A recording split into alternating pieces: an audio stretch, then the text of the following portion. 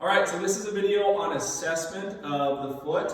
So when we go through our assessment, we're just going to kind of skip over the neurological assessment and the orthopedic testing, just because that tends to be pretty condition specific. So we'll just go through kind of our functional exam of what we look at when it comes to the foot. So if you come a little closer, Sammy.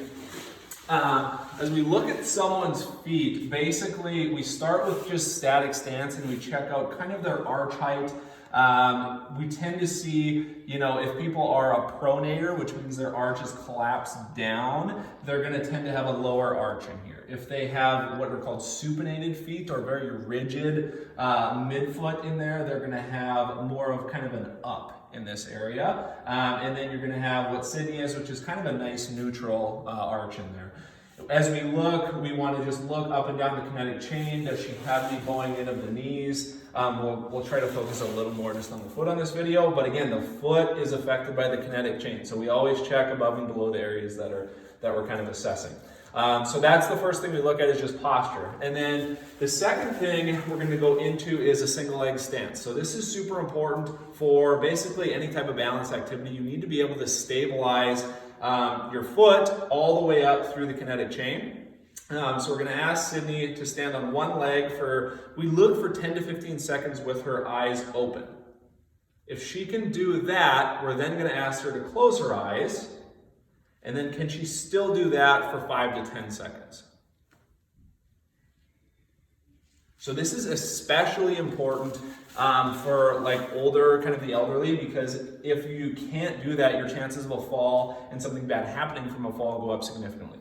So that's the first thing we look for. We're also looking for kind of how she's stabilizing as she's on one foot. So what we like in kind of that stance is what's called the tripod foot. So we like pressure to be created here, here, and here in the heel. Basically, the tripod foot just means that we have those 3 points of contact in the foot as she's kind of stabilizing in that position. So then as she comes up on one leg now, we're going to look, does she maintain a nice tripod foot as she's stabilizing there? And what's her strategy to maintain that? That's also very important, because if she's really like gripping the ground with these toes, it means that she's grasping for some type of stability to stay in that position. Okay, and come down. Again, we'll also look up the kinetic chain at the knee and the hip. Is the hip kind of diving to one side or the other? Those are some things we look for as well, but we're just kind of, again, trying to focus on the feet. So that's the single leg stance. We're then going to do a squat assessment. So feet about shoulder width apart. We're going to ask Sydney just to go down into a squat, what she would consider a regular squat. So we don't give too many cues with a squat because we just want to see how they're going to squat. It's a movement pattern that a lot of people will do differently. So feet shoulder width apart, feet facing straight ahead, go down into a squat for me. Perfect. And again, we're assessing up and down the kinetic chain, but if we focus on the foot, basically, does she maintain a tripod foot throughout that movement? What will happen a lot of times is as they come down in a squat, the foot's going to dive in and the knee dives in, and this can create a lot of biomechanical problems. Things like bunions, plantar fasciitis, a lot of that can be from poor stability with the foot. So basically, she should maintain a nice neutral arch throughout the entirety of the squat. And you can see she's kind of gripping down with these toes here. So that's one thing to take note of there as well. Okay, so that's the squat. We also look at the amount of ankle dorsiflexion she has. So basically that just means the ability of the foot to move up and down like that. And I'll grab my foot model here really quick.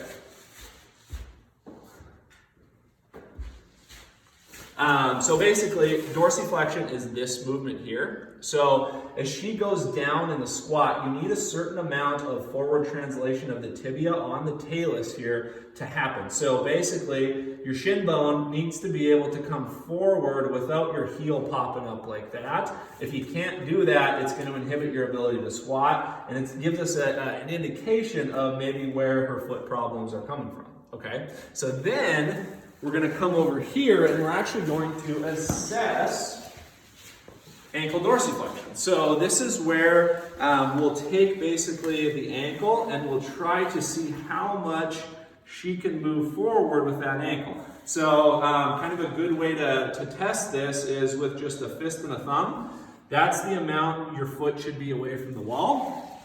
So if you came here just like that, if I was a fist and a thumb, I'd be right about there. Then you're just gonna lean forward, trying to keep your heel on the ground the whole time. Ideally, we have at least 10 degrees of ankle dorsiflexion, up to 30 degrees, depending on kind of the reference you're reading. So basically, you'll test that ankle dorsiflexion. Can you touch the wall? So you can see that I'm running out just a little bit short of the wall, and I do lack a little bit of ankle dorsiflexion. So if we test Sydney here, so a fist and a thumb, and then as she comes forward, can she touch the wall without raising her heel? And she's pretty dang close there. That's actually really, really good ankle dorsiflexion. One thing to note too, as you come back, Sid, is that as they come, you don't want them to dive in with the knee here. You want the knee to basically track over the middle of the foot. It can track outside a little bit too, but this is kind of cheating the test if you're coming in with the knee a lot. Okay, so that's our ankle dorsiflexion test. We're then going to come over to the table. And Sydney, if you could just go on your stomach here for me. And I want your feet just hanging off the edge. Perfect. Okay, so when we start on the table now, basically the first thing I like to do is just palpate the soft tissues a little bit. So the gastrocsoleus can be one big time limiter of ankle dorsiflexion. So I go in and just palpate kind of these soft tissues, side to side, just feeling for tightness. Then I'll go in, I'll feel a little deeper in some of these ones that come down into the foot and the toes. And then what I'll do is I'll assess dorsiflexion with a bent knee, just from my way of doing it. So when I do this, I want a nice neutral foot. So I don't want a pronated foot, because again, that's gonna cheat the test. So you want the foot to maintain nice and neutral here. And then as we test ankle dorsiflexion, we push down and she has to maintain kind of that little arch in the foot as she does that. Then we'll check that on both sides. Then we'll actually see, can we get a little great toe dorsiflexion in there? Okay, so she has really good dorsiflexion, you can see there. That's at least, a lot of people can't even get to neutral. This is, you know, at least 10 degrees past neutral. So that is good. We would do the same thing on the other side. Just test that dorsiflexion, okay? Then I'm gonna get you to flip over, Sid. So basically with the knee bent, that takes the gastrocnemius, which is one of those big calf muscles, out of the equation because it crosses the knee. So now we'll test ankle dorsiflexion, the same type of test, push it up, and then we'll just see global dorsiflexion, and then we'll also check big toe dorsiflexion. Big toe dorsiflexion is really important because as you come through the gait cycle in the propulsive period, you need to be able to kind of move this toe up, and if you can't, you're going to compensate around that. So ideal biomechanically, you would have 5 to 10 degrees of great toe dorsiflexion too. So again, we're going to check dorsiflexion there. Then what I like to do is palpate the joints. So essentially the foot consists of 26 bones and 33 joints, 33 articulations. We kind of hone in on some of the most common ones that are going to be restricted with movement. Okay, so grab my foot model again.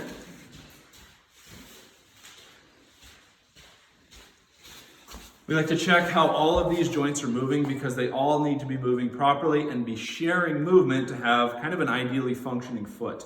So essentially, we want to check ankle dorsiflexion can be restricted in the ankle mortise joint, which is kind of the one up here, but it can also be restricted in the midfoot. If the midfoot doesn't move well, you got to compensate around that. Okay, so first, we're going to check talus on tibia. Then we're going to check talus on navicular. Then we move down and check navicular on the cuneiforms. Okay, then we also check the cuboid, see if it drops away or comes back up as we move it. And then we check how all of them kind of glide together. Okay, so that's just a quick rundown of motion palpation. We also check, always check the calcaneus, whether everts or inverts properly. Those are some of the most common restrictions you'll see. And then in the next video, we'll kind of talk about how we treat the foot So that's just a broad rundown of our assessment of the foot.